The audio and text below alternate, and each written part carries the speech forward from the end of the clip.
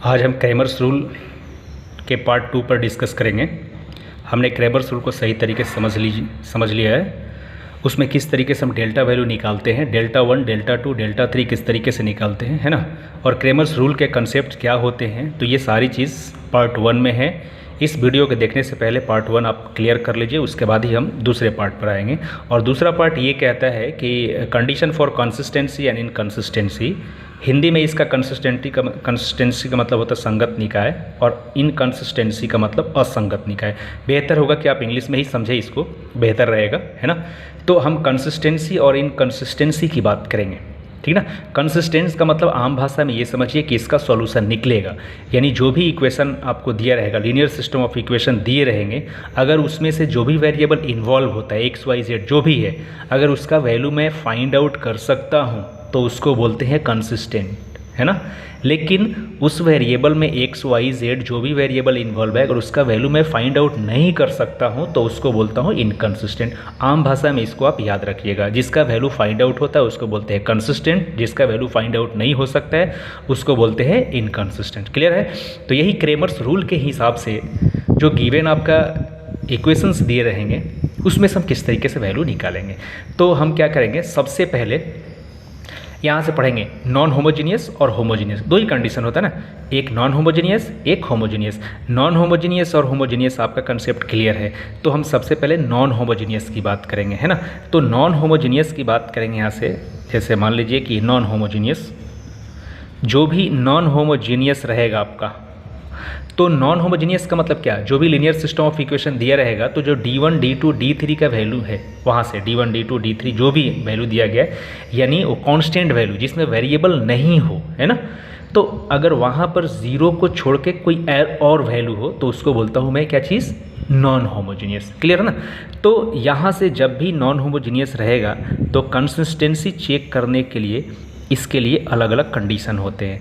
तो ये किस चीज़ पर डिपेंड करता है, डेल्टा के ऊपर। चूँकि क्रैमर्स रूल टोटल डेल्टा के ऊपर ही डिपेंड करता है। तो यहाँ से या तो डेल्टा का वैल्यू मैं निकालूंगा तो ज़ीरो के बराबर नहीं होगा, या तो डेल्टा मैं निकालूंगा तो उसका वैल्यू ज़ीरो आएगा। दो ही कंडीशन होगा, तीसरा तो कंडीशन कुछ होगा नहीं।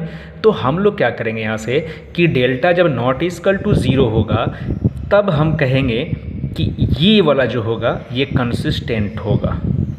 ठीक है, क्या होगा, कंसिस्टेंट होगा। डेल्टा नॉट इक्वल टू जैसे ज़ीरो आ गया, ब्लाइंडली इसको हम कह देंगे कि कंसिस्टेंट है, ठीक ना। लेकिन डेल्टा नॉट इस जब डेल्टा का वैल्यू ज़ीरो आ जाए तो हम देख करके नहीं कह सकते। जैसे यहाँ पर delta not equal to zero आ गया, मीन्स क्या हो गया, डेल्टा का वैल्यू कुछ आएगा, पॉजिटिव निगेटिव कुछ भी आ सकता है। अगर यहाँ पर कोई वैल्यू आ रहा है तो इसको बोलूँगा कंसिस्टेंट। लेकिन डेल्टा जब जीरो का वैल्यू नहीं आएगा तो इसको डायरेक्टली आप इनकंसिस्टेंट नहीं कहोगे, उसके लिए कुछ कंडीशन है। क्लियर ना। तो यहाँ से हम क्या करेंगे, सबसे पहले हम इसको देख लेते हैं कि delta not equal to zero होगा तो इसको कंसिस्टेंट कहते हैं। और जब ये कंसिस्टेंट होगा तब याद रखिएगा इसका यूनिक सॉल्यूशन होगा। क्या होगा, यूनिक सॉल्यूशन। यूनिक सॉल्यूशन का मतलब क्या होगा, एक्स का कुछ वैल्यू होगा, वाई का कुछ वैल्यू होगा, जेड का कुछ वैल्यू होगा। ये बराबर भी हो सकता है, डिफरेंट भी हो सकता है, कुछ भी हो सकता है। इतना है कि एक्स वाई जेड का कुछ ना कुछ वैल्यू आएगा, इसलिए मैं इसको बोलता हूँ क्या चीज़, यूनिक सॉल्यूशन। तो यूनिक सॉल्यूशन में यहाँ से क्या करते हैं, एक्स का वैल्यू निकालना होगा तो हम कह देंगे डेल्टा 1 बाई डेल्टा, वाई का वैल्यू निकालना होगा तो हम क्या कहेंगे, डेल्टा 2 बाई डेल्टा। इस तरीके से जेड का वैल्यू निकालना होगा तो डेल्टा 3 बाई डेल्टा हम निकाल लेंगे ना, सबका सेपरेट सेपरेट वैल्यू आएगा।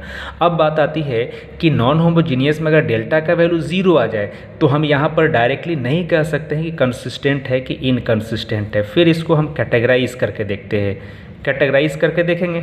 अब यहाँ से जब डेल्टा इक्वल टू जीरो हो गया तो हम देखेंगे कि डेल्टा 1, डेल्टा 2, डेल्टा 3 जितना भी है, अगर सबका वैल्यू ज़ीरो आए, क्या चीज़, ज़ीरो, ओनली ज़ीरो आ जाए, तब इसको बोलते हैं कि फिर से ये कंसिस्टेंट हो गया। देख लो, फिर से ये क्या हो गया, कंसिस्टेंट हो गया।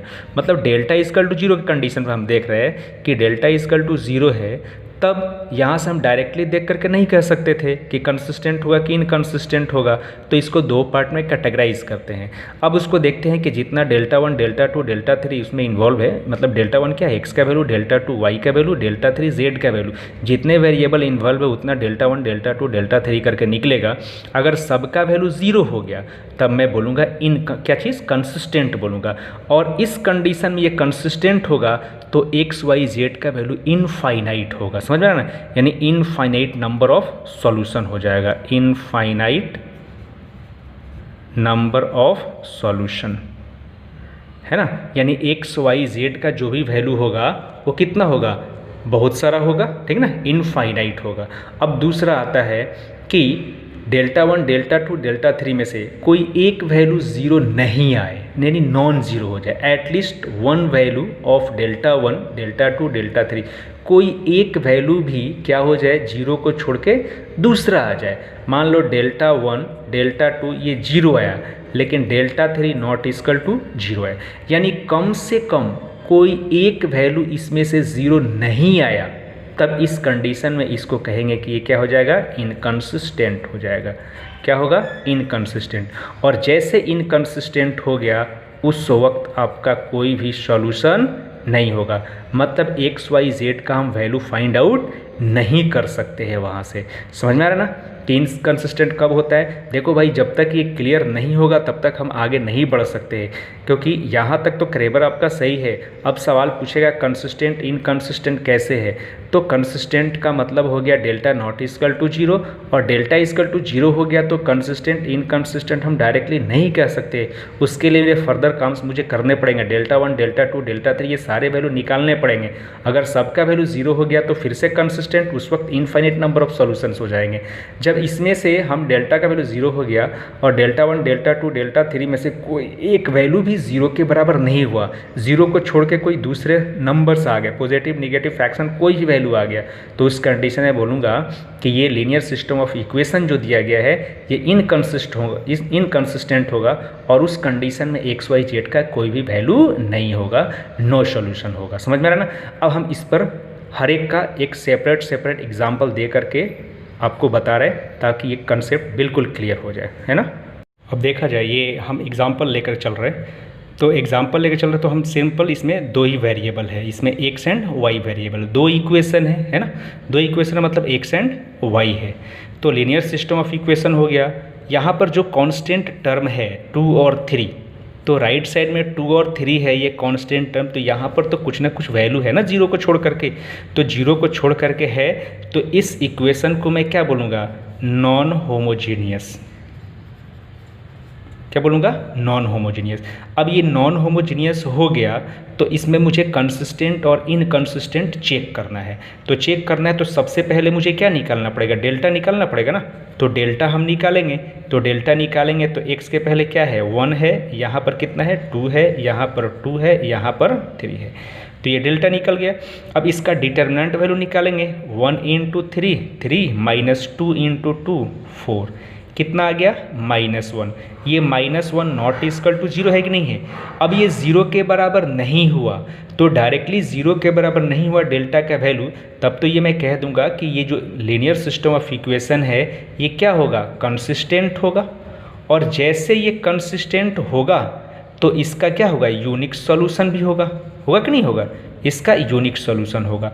और जैसे यूनिक सॉल्यूशन होगा तो हम क्रेमर्स रूल को फॉलो करेंगे, और क्रेमर्स रूल फॉलो कब होगा, जब इसमें से डेल्टा 1 और डेल्टा 2 दोनों का दोनों निकालेंगे तब। तो यहाँ से हम डेल्टा 1 निकालेंगे, तो डेल्टा 1 कैसे निकलता है, पहले हम डेल्टा 1 का मतलब x, तो x वाला ये हम हटा लेंगे, और इसकी जगह पर ये जो d1 d2 का जो वैल्यू रहता था कांस्टेंट पार्ट, ये आकर के यहाँ पर शिफ्ट हो जाएगा। तो 2 3 यहाँ पर हम लिख देंगे, और यहाँ पर जो है उसको वैसे ही लिख दिया जाएगा। अब इसका हम वैल्यू फाइंड आउट करेंगे, 2 इंटू 3, इस दोनों को मल्टीप्लाई करते ना 6, फिर माइनस इस दोनों को करेंगे, तो ये कितना आ गया, 0 आ गया, कोई दिक्कत नहीं है। अब यहाँ से डेल्टा 2 भी निकालना पड़ेगा मुझे, तो डेल्टा 2 का मतलब क्या हो गया कि y की जगह पर जो है इसको हटा देंगे और इसकी जगह पर ये कांस्टेंट पर ला करके शिफ्ट कर देंगे, तो ये तो वैसे ही लिखाएगा 1 2। और यहाँ पर देखो, यहाँ पर भी 2 3 है, यहाँ पर भी 2 3 है, तो इसको कंफ्यूज नहीं करना है आपको। यहाँ 2 3 है तो ये वाला पार्ट हम यहाँ ले करके जा रहे हैं, तो 2 और 3। अब इसको क्या करो, निकाल दो, तो ये कितना हो जाएगा 3 माइनस 4, कितना हो गया -1। ये सिंपल आपका निकल गया क्या चीज़, डेल्टा 1 डेल्टा 2। अब क्रेमर्स रूल से यहाँ से मुझे x का वैल्यू निकालना पड़ेगा ना, तो डेल्टा 1 बाई डेल्टा, तो डेल्टा 1 का वैल्यू कितना है, यहाँ से 0 और यहाँ से -1, मतलब x का वैल्यू कितना हो जाएगा 0 हो जाएगा। y का वैल्यू निकालना होगा, तो y का वैल्यू के लिए हम फॉर्मूला लिखेंगे डेल्टा 2 बाई डेल्टा, इसका -1 बाई -1, इसका वैल्यू कितना हो जाएगा 1 हो जाएगा। इस तरीके से ये नॉन होमोजीनियस इक्वेशन दिया रहेगा, बोलेगा क्रेमर्स के रूल से ये मुझे बताइए पहले कि कंसिस्टेंट है कि नहीं है। जब कंसिस्टेंट है तो इसका यूनिक सॉल्यूशन होगा या फिर इनफाइनाइट नंबर ऑफ सॉल्यूशन होगा, क्योंकि कंसिस्टेंट की कंडीशन में दो ही सॉल्यूशन होते हैं ना, एक तो यूनिक सॉल्यूशन के नाम से, दूसरा इनफाइनाइट सॉल्यूशन के नाम से। तो यहाँ से कंसिस्टेंट हो गया, यूनिक सॉल्यूशन हो गया, तो यूनिक सॉल्यूशन हो गया तो डेल्टा 1 डेल्टा 2 निकाल के क्रेमर्स रूल से एक्स वाई निकालना पड़ेगा ना। तो इस तरीके से हम निकाल करके देखें तो मेरा एक्स एंड वाई का वैल्यू निकल रहा है। ये आपका तरीका है निकालने का। हम दूसरा एग्जाम्पल देख रहे हैं, ये वाला है ना। तो यहाँ से भी सबसे पहले मुझे चेक करना है कि कंसिस्टेंट है कि इनकंसिस्टेंट है, सॉल्यूशन होगा कि नहीं होगा, और सॉल्यूशन होगा तो यूनिक सॉल्यूशन होगा कि इनफाइनाइट नंबर ऑफ सॉल्यूशन होगा। सॉल्यूशन की बात करेंगे तो दो ही टाइप के सॉल्यूशन होते हैं, या तो यूनिक सॉल्यूशन होगा या इनफाइनाइट नंबर ऑफ सॉल्यूशन होगा। और ये दोनों सॉल्यूशन होने के लिए कंसिस्टेंट होना कंपलसरी है। कंसिस्टेंट होता है जब इनकंसिस्टेंट आएगा तो उसके लिए कंडीशन में तब आता है कि नो सॉल्यूशन, यानी जो इसमें वेरिएबल इन्वॉल्व होगा उसका वैल्यू हम फाइंड आउट नहीं कर सकते हैं, उसका वैल्यू एग्जिस्ट नहीं करेगा। क्लियर ना। तो सबसे पहले मुझे ये इक्वेशन चेक करना पड़ेगा किस तरीके का इक्वेशन है। तो देखो यहाँ पर जो कांस्टेंट पार्ट है ये जीरो के अलावा है कि नहीं है, तो ये क्या हो गया, non homogeneous linear system of equation हो गया। तो कंसिस्टेंट इनकंसिस्टेंट चेक करने के लिए सबसे पहले मुझे क्या निकालना पड़ेगा, डेल्टा निकालना पड़ेगा। तो डेल्टा निकालेंगे तो यहाँ से x का कोफिशिएंट, x का कोफिशिएंट, y का कोफिशिएंट, y का कोफिशिएंट है ना। अब इसका डिटरमिनेंट वैल्यू निकालेंगे तो 6 माइनस 6 इज इक्वल टू 0, यानी डेल्टा का वैल्यू 0 हो गया। अब डेल्टा का वैल्यू 0 हो गया तो हम डायरेक्टली देख करके नहीं कह सकते हैं कि ये कंसिस्टेंट होगा कि इनकंसिस्टेंट होगा, नहीं कह सकते ना। जब नहीं कह सकते हैं तो फिर हम क्या करेंगे, डेल्टा 1 डेल्टा 2 का वैल्यू निकालेंगे और उसके ऊपर डिपेंड करता है कि कंसिस्टेंट होगा कि नहीं होगा। तो चलो हम डेल्टा 1 निकालेंगे। तो डेल्टा 1 जब हम निकालेंगे तो यहाँ से क्या होगा, ये कांस्टेंट पार्ट x वाली की जगह पर चला जाएगा, ये 5 हो जाएगा, 8 बाकी ये वैसे ही के वैसे ही रहेगा। अब इस दोनों को हम मल्टीप्लाई करेंगे, कितना हो जाएगा 6 × 5 30 और -24, ये हो जाएगा 6। डेल्टा 1 का वैल्यू कितना हो गया, 6 के बराबर हो गया। सिमिलरली दो वेरिएबल है तो डेल्टा 2 भी मुझे निकालना पड़ेगा। अब यहाँ से x की जगह पर ये जो है वैसे ही रहेगा, लेकिन y वाला टर्म पर सारा कांस्टेंट पार्ट आके शिफ्ट हो जाएगा, ये 5 8 यहाँ पर चला जाएगा, तो 5 और 8 हम लिख देंगे और इसका वैल्यू फाइंड आउट करते हैं। तो 8 माइनस 10 इज इक्वल टू कितना, -2। अब देखो ये भी 0 के बराबर नहीं है, ये भी 0 के बराबर नहीं है। जब डेल्टा 0 के बराबर हो जाए और डेल्टा 1 डेल्टा 2 में से कोई एक भी 0 के बराबर नहीं हो, तब उस कंडीशन में हम कहते हैं कि ये कैसा होगा, तो हम बोलेंगे कि इनकंसिस्टेंट होगा। कैसा होगा, इनकंसिस्टेंट होगा। और जैसे इनकंसिस्टेंट होता है तो हम कहते हैं कि इसका कोई भी सॉल्यूशन नहीं होगा। अब बोलोगे सर कोई भी सॉल्यूशन क्यों नहीं होगा इस तरीके से, ठीक ना। तो एक चीज़ बताइए, अगर मैं यहाँ से कह दूँ कि x का वैल्यू क्रेमर्स रूल से ही कि डेल्टा 1 बाई डेल्टा, चलो डेल्टा 1 का वैल्यू मेरा 6 आ गया था और डेल्टा का वैल्यू 0 है ना, किसी भी संख्या को हम 0 से भाग देंगे वो डिफाइन होगा क्या, नहीं ना होगा। इसलिए हम कहते हैं कि इसका कोई भी सॉल्यूशन नहीं होता है। समझ में आ रहा ना। तो कंसिस्टेंट इनकंसिस्टेंट का बार बार आप सही तरीके से क्लियर करके उसके बाद हम प्रोसीड करेंगे कि डेल्टा का वैल्यू 0 आ जाए। उसके बाद डेल्टा का वैल्यू जैसे 0 आ जाए तो हम नहीं कह सकते हैं कि कंसिस्टेंट होगा कि इनकंसिस्टेंट होगा। डेल्टा 1 डेल्टा 2 के ऊपर डिपेंड करेगा इसके कंसिस्टेंसी और इनकंसिस्टेंसी। अगर डेल्टा 1 डेल्टा 2 है या डेल्टा 3 भी हो जाए, इस दोनों या तीन वेरिएबल हो, तीनों में से अगर कोई एक भी वैल्यू 0 के बराबर नहीं हो, मतलब कोई एक भी वैल्यू कुछ संख्या आ जाए माइनस में या प्लस में कोई भी आ जाए, तो हम कहेंगे कि ये इनकंसिस्टेंट हो जाएगा। और जैसे इनकंसिस्टेंट होता है इसका मतलब हुआ कि नो सॉल्यूशन, मतलब इसमें से x एंड y का वैल्यू हम नहीं निकाल सकते। आप एक एक नियम से बना के भी देख सकते, x y का वैल्यू हम फाइंड नहीं कर सकते। क्लियर हुआ। अब ये थर्ड एग्जांपल हम लेकर के चल रहे हैं क्रेमर्स रूल का, है ना। तो ये भी बराबर के बाद इक्वल टू साइन के बाद ये जो 722 65 है ये कांस्टेंट टर्म है, ज़ीरो से अलावा कोई भी संख्या, है ना। तो इसके वजह से ये लीनियर सिस्टम ऑफ इक्वेशन जो होगा नॉन होमोजीनियस कहलाएगा, है ना। अब ये नॉन होमोजीनियस है, तो नॉन होमोजीनियस है तो इसका कंसिस्टेंसी और इनकंसिस्टेंसी चेक करने के लिए मुझे डेल्टा फाइंड आउट करना पड़ेगा, है ना। तो सबसे पहले हम क्या करेंगे, डेल्टा फाइंड करेंगे। तो डेल्टा फाइंड करेंगे तो डेल्टा में कांस्टेंट टर्म को छोड़ देते हैं ना, कांस्टेंट टर्म को क्या करते हैं, छोड़ देते हैं। और एक्स वाला टर्म ऐसा वर्टिकली ही इक्वेशन वैसे ही लिख देंगे, तो यहाँ पर है 1, यहाँ पर है 4, यहाँ पर है 11, वैसे लिख देंगे। वाई वाला लिख दीजिए, यहाँ पर 4 है, ये 7 है, और ये कितना है 26 है। यहाँ पर कितना है -1, ये है 9, और ये कितना है 15 है। अब इसका मुझे डिटर्मिनेंट वैल्यू निकालना है। आप इसको डिटर्मिनेंट वैल्यू निकालोगे, किसी के भी अलोंग एक्सपेंड करोगे, आप देख लेना इसका आंसर कितना आएगा, 0 के बराबर आएगा। तो यहाँ से डेल्टा इज इक्वल टू 0 आएगा, तो हम नहीं कह सकते हैं कि ये कंसिस्टेंट होगा कि इनकंसिस्टेंट होगा। जब डेल्टा का वैल्यू 0 के बराबर नहीं होता है तब तो डायरेक्टली आप कह देते हो कि कंसिस्टेंट है। लेकिन जब डेल्टा का वैल्यू 0 आए तो हम डायरेक्टली नहीं कह सकते हैं कि कंसिस्टेंट होगा कि इनकंसिस्टेंट होगा। इसको कंफर्म करने के लिए हम आगे का प्रोसीजर को फॉलो करते हैं। तो मुझे क्या करना पड़ेगा, डेल्टा 1 निकालना पड़ेगा। तो हम इसी तरीके से डेल्टा 1 निकालेंगे। तो डेल्टा 1 निकालेंगे तो कैसा होगा, यहाँ से कांस्टेंट पार्ट x वाले जगह पर चला जाएगा। तो यहाँ पर है 7, ये 22 और ये है 65। अब ये आपका y वाला वैसे ही रहेगा, 4, 7, 26, और ये आपका -1, 9 और 15। इसका भी आप डिटर्मिनेंट वैल्यू निकालोगे तो देखना 0 आ जाएगा, है ना। इसका भी 0 आ गया। अब हम क्या करेंगे, डेल्टा 2, सिमिलरली डेल्टा 2 निकालेंगे। तो डेल्टा 2 निकालेंगे यहाँ से, तो डेल्टा 2 का मतलब क्या होगा, y। तो y की जगह पर ये कांस्टेंट पार्ट चला जाएगा। तो सबसे पहले x का यहाँ लिख दो 1, 4 और 11, ठीक ना।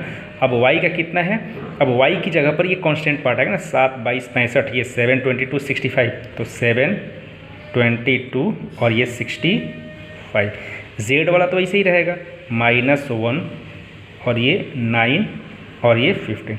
इसको भी सॉल्व करना, देखना कितना आएगा। डिटरमिनेंट वैल्यू तो पूरा आता है ना, यहाँ से डिटरमिनेंट कैसे निकालते थे। इसका वैल्यू कितना आएगा, 0 के बराबर आ जाएगा। अब एक और बच गया डेल्टा 3, तो हम डेल्टा 3 भी निकाल लेंगे।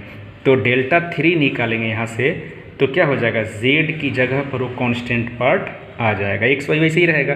तो x का कितना है 1, 4 और 11, y की जगह पर कितना है 4, 7 और कितना ये 26, और यहाँ से कितना हो जाएगा 7, 22 और 65। इसका ही वैल्यू देखना आप किसके बराबर आ गया, 0 के बराबर आ गया। तो एक चीज़ बताइए, यहाँ पर डेल्टा भी 0 आ गया, और डेल्टा 1, डेल्टा 2 और डेल्टा 3, ये सब का सब वैल्यू क्या हो गया, 0 के बराबर आ गया।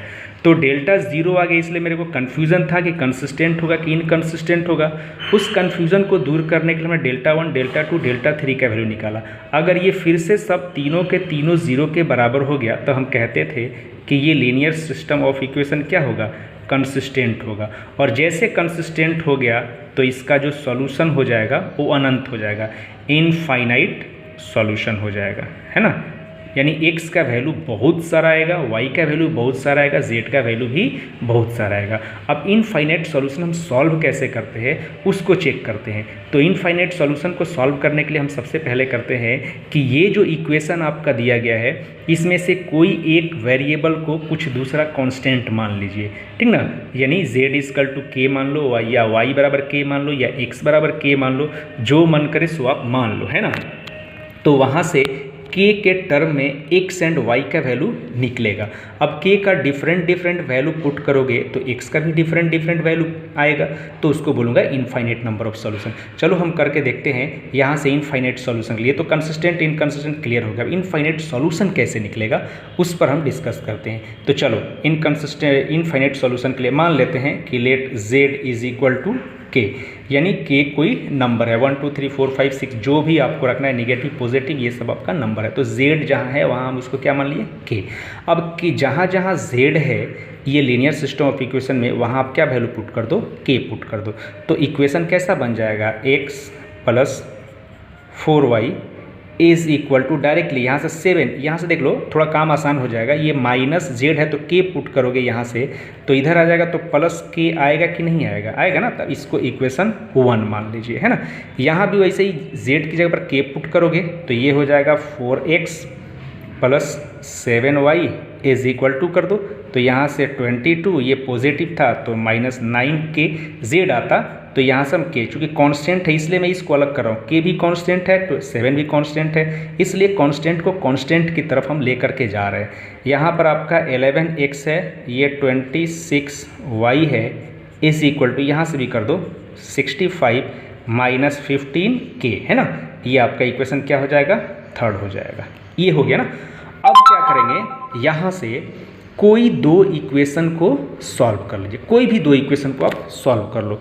कोई दो इक्वेशन को जैसे आप सॉल्व करोगे तो आपका यहाँ से x एंड y का वैल्यू मिल जाएगा, और जैसे x और y का वैल्यू मिल जाएगा तो k के टर्म में मिला हुआ रहेगा, है ना।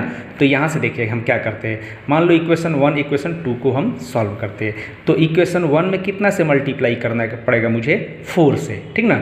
यानी 4 में हम इक्वेशन 1 में 4 से मल्टीप्लाई करते हैं और दूसरे के साथ ऐड कर देते हैं। क्या करते हैं, ऐड करेंगे, यानी यहाँ से डायरेक्टली आप कर दो, है ना।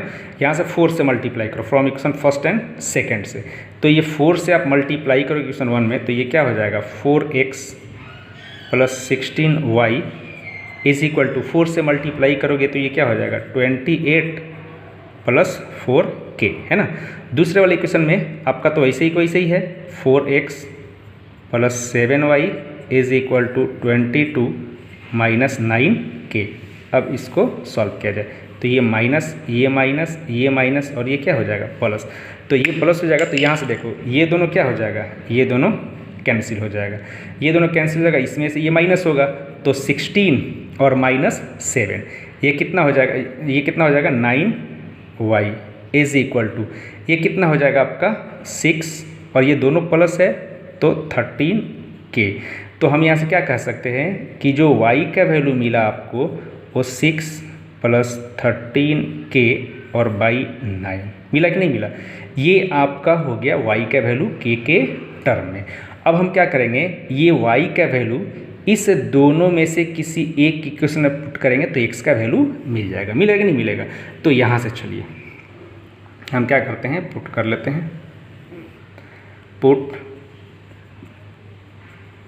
The value of y in equation first. एक में पुट करने के बाद जैसे एक में पुट करोगे तो यहाँ से आपका कितना हो जाएगा, x प्लस 4, y का वैल्यू आप पुट करो, y का वैल्यू कितना हो जाएगा 6 प्लस 13k बाई 9, है ना, is equal to 7 plus k। तो इसको सॉल्व करोगे तो x का वैल्यू आपका आ जाएगा 39 माइनस 43k और बाई कितना 9 के बराबर। तो ये x का वैल्यू आ गया। तो अब यहाँ से देख लीजिए, इसलिए जो आपका x का वैल्यू हो गया वो हो जाएगा 39 माइनस 43k और बाई कितना 9, y का वैल्यू कितना आ गया 6 प्लस 13k बाई 9 और z का वैल्यू आपने कितना पुट किया था, z is equal to k के बराबर। अब यहाँ से k का वैल्यू आप कुछ भी पुट करो, 1 पुट करोगे तो z का वैल्यू जब 1 होगा तो इस x एंड y में k है, 1 पुट करोगे तो x का वैल्यू कुछ और आएगा, y का वैल्यू कुछ और आएगा। z का वैल्यू जब 2 पुट करोगे तो जहाँ जहाँ यहाँ पर k है x एंड y में, वहाँ पर 2 पुट करोगे तो x एंड y का कुछ और आएगा। इस तरीके से k का वैल्यू डिफरेंट पुट करते जाओगे तो x एंड y का वैल्यू भी डिफरेंट आता जाएगा। तो ये इनफाइनाइट सॉल्यूशन निकालने का तरीका है।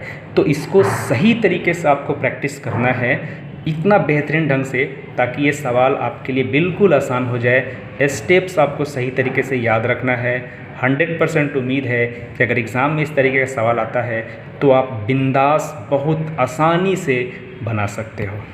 अब देखते हैं homogeneous linear system of equation, homogeneous L linear system of equation. तो होमोजेनियस का मतलब क्या हुआ कि आप इक्वेशन दे दिए है ना, बराबर के बाद ज़ीरो आप दे दीजिए, यानी जो यहाँ से जैसे आपको क्या कहा गया था कि एक्स वाई जेड का टर्म इधर रहेगा, बराबर के बाद जो कांस्टेंट टर्म रहेगा वो क्या होगा, हमेशा ज़ीरो के बराबर होगा। जब कांस्टेंट टर्म ज़ीरो के बराबर हो जाए तो उस नेचर का जो भी लीनियर सिस्टम ऑफ इक्वेशन होगा उसको होमोजेनियस कहते हैं। ठीक ना, ये तो क्लियर है, पार्ट 1 आप देखें क्रैमर्स रूल का तो उसमें 100% क्लियर कराया गया, उसको देख लीजिए। अब जब होमोजेनियस इक्वेशन रहेगा तब इसमें हम कंसिस्टेंसी और इनकंसिस्टेंसी चेक करने की बात करते हैं कि कंसिस्टेंट है कि इनकंसिस्टेंट है। तो यहाँ पर हम उसको कंसिस्टेंट इनकंसिस्टेंट नहीं कहेंगे, हम इसको कहेंगे ट्रिवियल और non trivial, trivial and non trivial. तो देख लो यहाँ से हम चेक करने के लिए यहाँ से भी वही काम करेंगे कि या तो डेल्टा का वैल्यू ज़ीरो नहीं आएगा या डेल्टा का वैल्यू ज़ीरो आएगा, दो ही चीज़।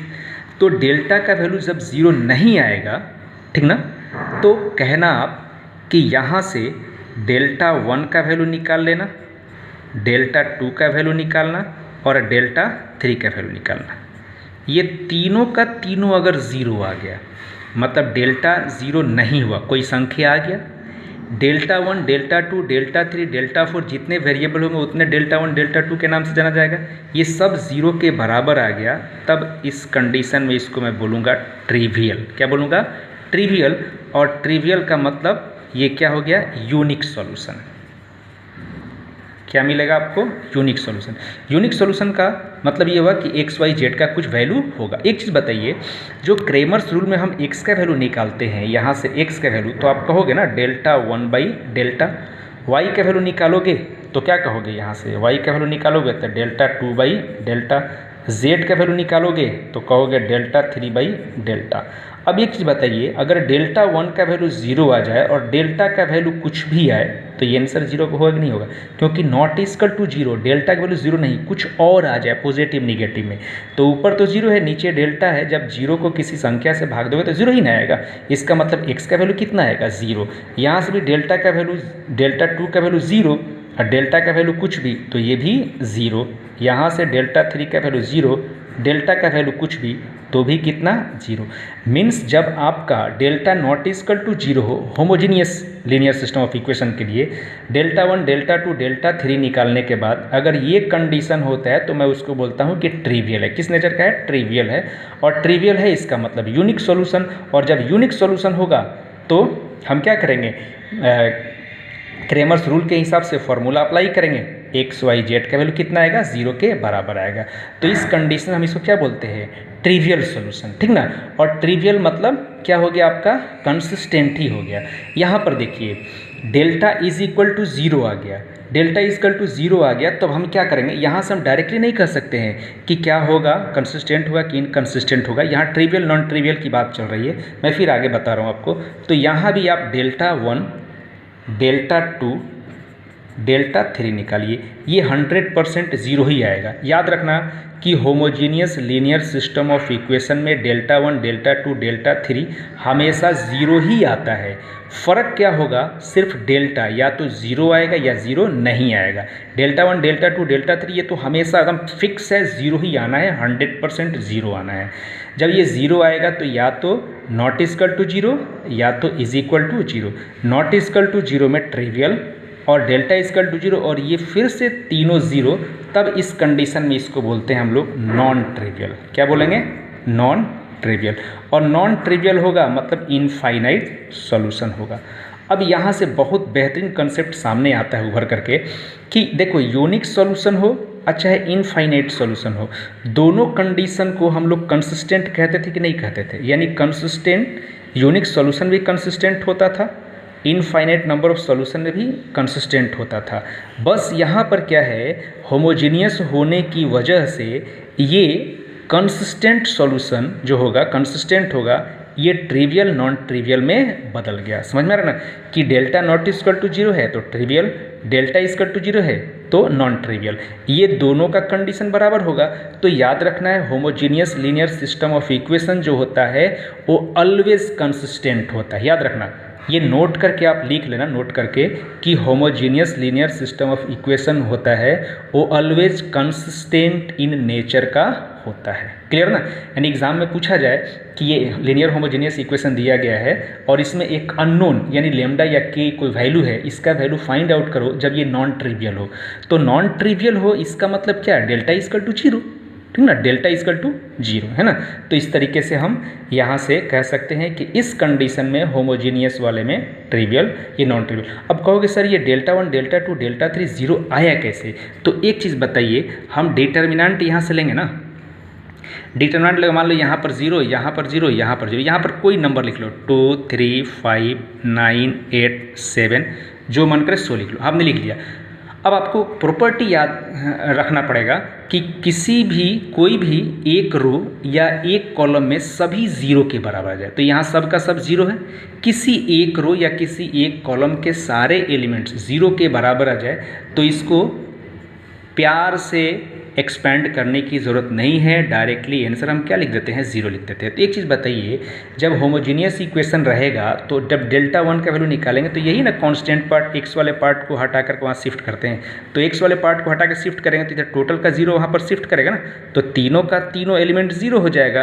तो क्या हो जाएगा? उसको बगैर फाइंड आउट किए कहेंगे जीरो के बराबर। डेल्टा टू में मतलब वाई की जगह हटा करके ये कांस्टेंट पार्ट पुट करेंगे तो यहाँ भी टोटल जीरो आ जाएगा, तो हम कहेंगे डिटरमिनेंट वैल्यू जीरो होगा। सिमिलर डेल्टा थ्री का वही कंडीशन। तो इस तरीके से हम delta one, delta two, delta three homogeneous linear system of equation के लिए हमेशा जीरो के बराबर होता है। अब इस पर हम सवाल देखते हैं कि किस तरीके से सवाल। हम एग्जाम्पल ले रहे हैं यहाँ से। ये पहला एग्जाम्पल है कि इसमें फाइंड आउट करना है कि ट्रिवियल है कि नॉन ट्रिवियल, है ना? ट्रिवियल है कि नॉन ट्रिवियल। जैसे ट्रिवियल नॉन ट्रिवियल आ जाए तो दिमाग में सीधा स्ट्राइक करना चाहिए कि ये homogeneous linear of system equation की बात हो रहा है ना? यानी राइट साइड में ये जो कांस्टेंट पार्ट है ये जीरो ही जीरो हो, इसका मतलब ये हो गया कि होमोजीनियस है, और होमोजीनियस है तो 100% कंसिस्टेंट होगा, और कंसिस्टेंट में ही ट्रिवियल और नॉन ट्रिवियल आता है ना? तो यहाँ से हम सबसे पहले क्या करेंगे? कंसिस्टेंट इनकंसिस्टेंट चेक करने के लिए सबसे पहले मुझे तो डेल्टा निकालना पड़ेगा। तो हम यहाँ से क्या करेंगे? डेल्टा का वैल्यू निकालेंगे। तो डेल्टा का वैल्यू मतलब क्या? ये 2, 3, 1, ये 1, 1, 1, यहाँ से -1, 2, 4।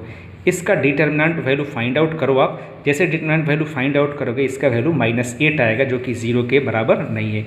और जैसे जीरो के बराबर नहीं है तब यहाँ से आपको याद रखना है कि जैसे होमोजीनियस इक्वेशन होता है, homogeneous linear system of equation, तो उसमें डेल्टा वन, डेल्टा टू और डेल्टा थ्री का वैल्यू हमेशा क्या आएगा? जीरो ही ना आता है, हमेशा जीरो आता है। ये बताया गया कंसेप्ट कि जब डेल्टा वन निकालोगे तो ये पार्ट हटा दोगे तो ये तीनों जीरो यहाँ पर शिफ्ट कर जाएगा।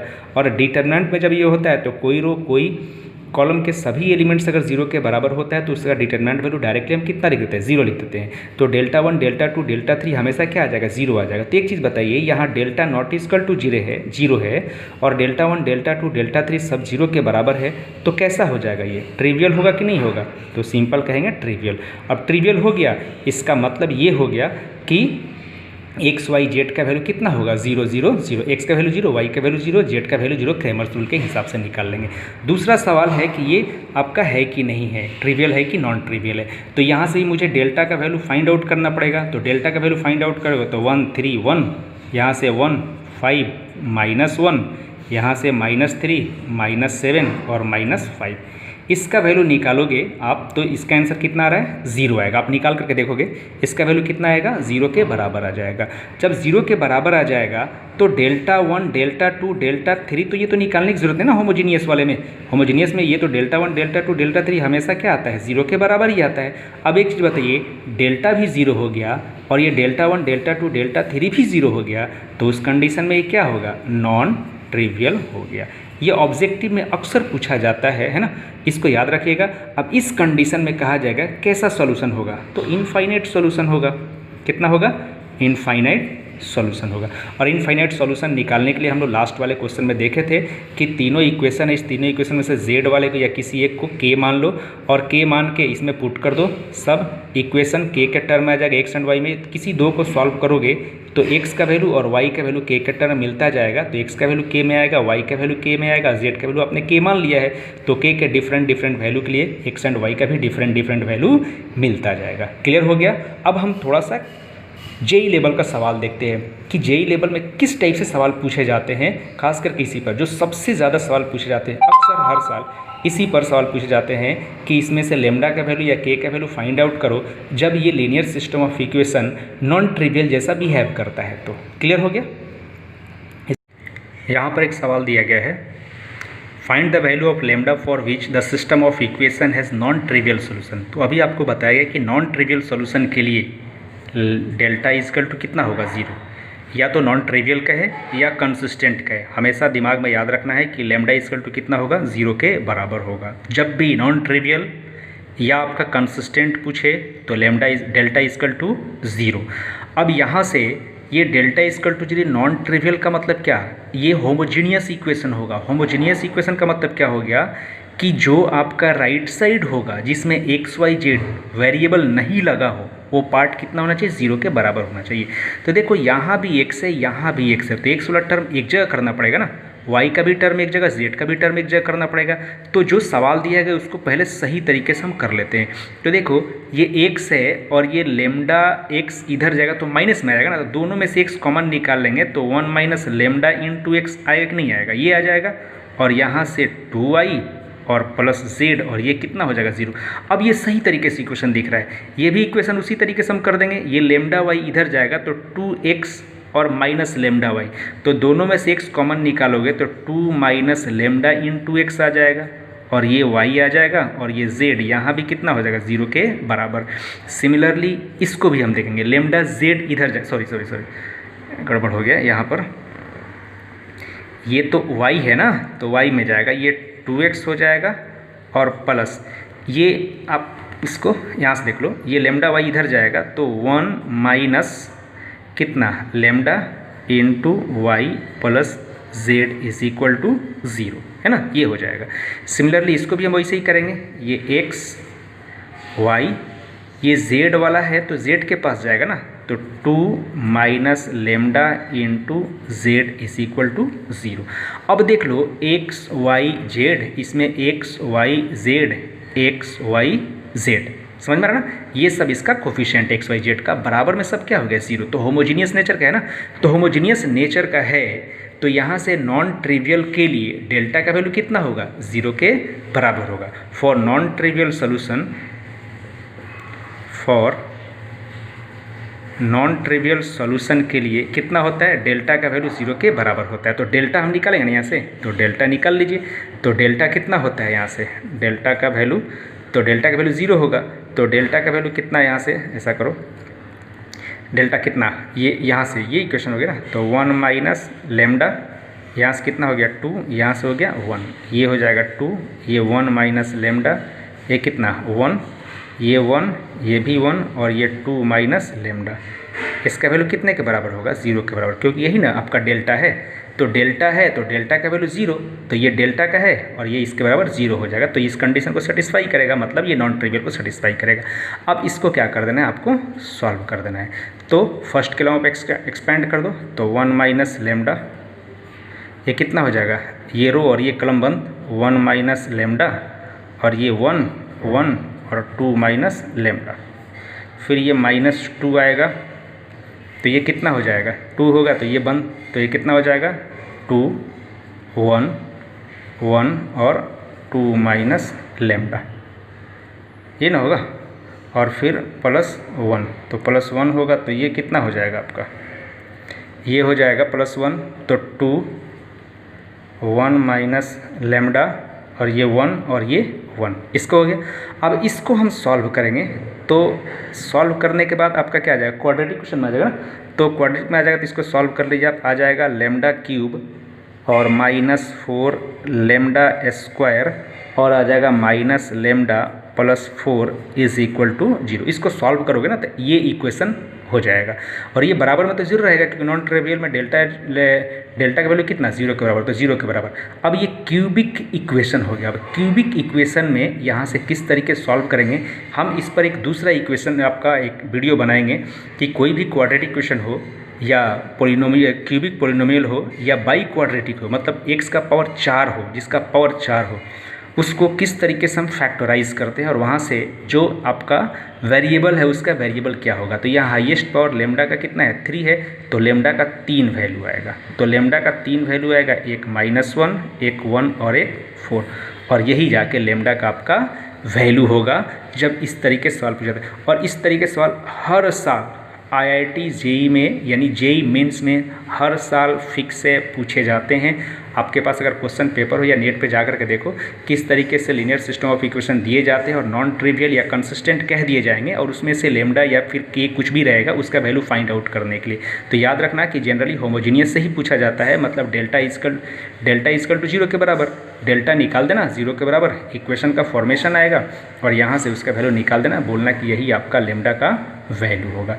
इस तरीके से इस क्वेश्चन को बहुत ज़्यादा प्रैक्टिस करना, इस टाइप से सवाल जो होंगे उसको भी प्रैक्टिस कीजिए और आप बनाइए। नेक्स्ट टॉपिक आता है कंकरेंट का, है ना। और कंकरेंट का मतलब समझिए कंसिस्टेंट, और कंसिस्टेंट का मतलब सॉल्यूशन होगा इसका, या तो यूनिक सॉल्यूशन होगा या इनफाइनाइट नंबर ऑफ सॉल्यूशंस होंगे। कंसिस्टेंट का मतलब यही होता है ना। तो कंकरेंट का एक कंसेप्ट आता है, एक चीज़, ये 3 इक्वेशन दिया गया है। अब 3 इक्वेशन दिया गया है तो एक चीज़ बताइए, ये होमोजीनियस है कि नॉन होमोजीनियस, आप मुझे बताइए, होमोजीनियस है कि नॉन होमोजीनियस है।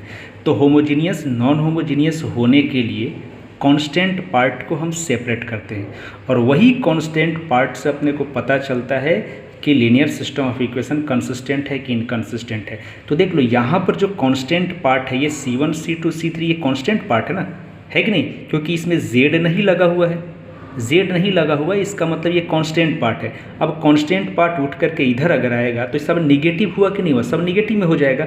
इसका मतलब इसमें कांस्टेंट पार्ट मौजूद है। ये बराबर के बाद देख लीजिएगा 0 है तो आप कंफ्यूज मत हो जाएगी, होमोजीनियस है।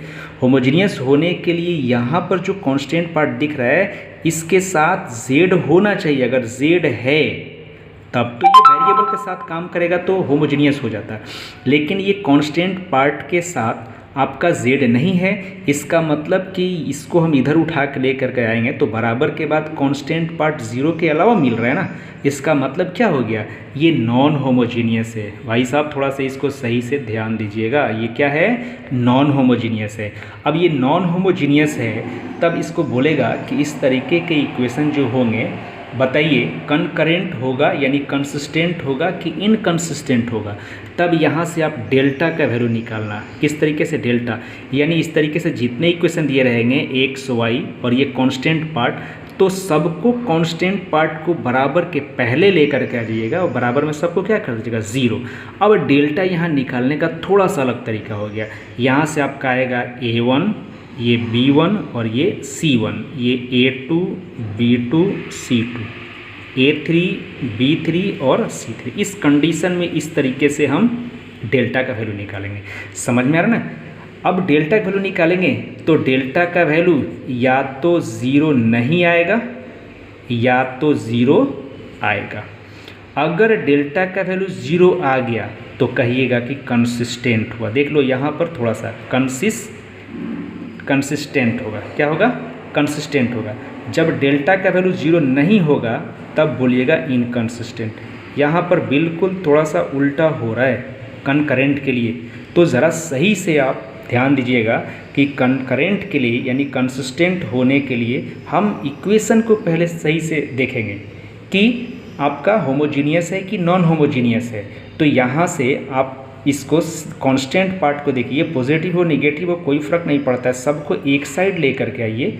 उसके बाद देखिए 0 के बराबर हो जाए तब डेल्टा हम इस तरीके से जाएंगे। अब होमोजीनियस नॉन होमोजीनियस की बात है तो ये कांस्टेंट पार्ट को इधर ले करके चले जाइएगा। ये वेरिएबल वाला टर्म एक साइड, कांस्टेंट पार्ट वाला एक साइड। तो कांस्टेंट पार्ट वाले का वैल्यू अगर कुछ आता है तब हम जा कर के कहेंगे कि नॉन होमोजीनियस है, लेकिन यहाँ पर कांस्टेंट पार्ट सिर्फ 0 0 हो जाए तो हम कहेंगे होमोजीनियस है। तो डेल्टा निकालने का इस कंडीशन में आप टोटल को लेकर के यहाँ लिख देना, और लिख देने के बाद डेल्टा का वैल्यू या तो 0 आएगा या 0 नहीं आएगा। 0 आएगा तो बोलना कंसिस्टेंट हुआ, और यही कंसिस्टेंट का मतलब कंकरेंट हुआ। क्या हुआ, कंसिस्टेंट का मतलब कंकरेंट हुआ। और यहाँ डेल्टा नॉट इक्वल टू 0 तो इनकंसिस्टेंट। तो हम आपको एक सवाल दे रहे हैं आप मुझे कमेंट करके ज़रूर बताइएगा कि आपको चेक करना है कि given linear system of equation जो है ये कंसिस्टेंट है कि नहीं है, मतलब कनकरेंट है कि नहीं है, या कंसिस्टेंट है कि नहीं है। इक्वेशन इस तरीके से दिया गया है 2x + 3y - 5 is equal to 0 और 3x - 6y + 4 is equal to 0, 7x + y - 8 is equal to 0। और चेक करना है कि कंसिस्टेंट और इनकंसिस्टेंट, कंसिस्टेंट है कि इनकंसिस्टेंट है, ये चेक करके मुझे कमेंट में ज़रूर लिख करके बताइए।